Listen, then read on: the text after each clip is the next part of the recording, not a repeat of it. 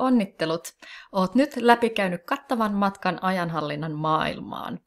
Me ollaan syvennytty moniin tärkeisiin aiheisiin ja työkaluihin, jotka auttaa sua hallitsemaan omaa tekemistä tehokkaammin ja samalla rakentamaan tasapainoisempaa työelämää.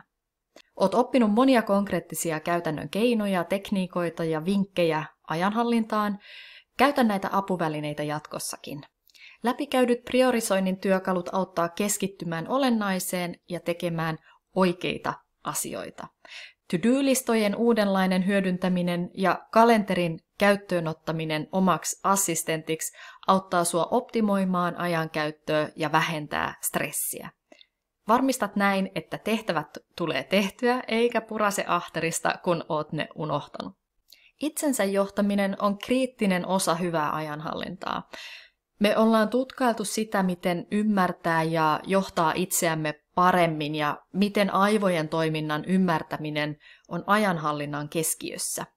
Tuloksellisuus ja tehokkuus ilman hyvinvointia, tasapainoa ja jaksamista on tuhoon tuomittua ja siksi ollaan myös käsitelty omaa energiaa ja miten tämä näkyy ajanhallinnassa.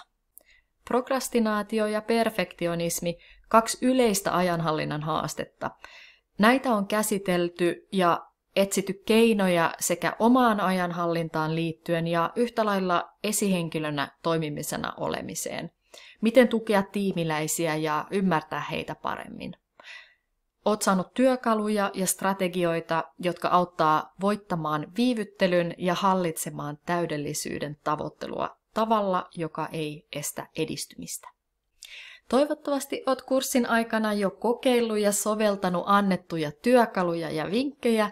Muistathan, että aivot ei ensisijaisesti halua käyttää energiaa ja siksi uusien toimintamallien oppiminen voi toisinaan viedä aikaa, joten sinnikkäästi vaan päätät, miten haluat omaa toimintaa muuttaa ja harjoittele sitä. Myös hienosäätöä voi tehdä jatkuvasti. Aika on rajallista, eikä sitä edes varsinaisesti voi hallita, mutta voi tietoisesti päättää, mihin aikaansa käyttää. Nyt vaan oikea tekeminen kunniaan ja taukoja sekä tyhjää aikaa kalenteriin myöskin. Kiitos, että olit mukana. Toivon sulle menestystä, tuloksellisuutta ja mielekästä työn tekemistä.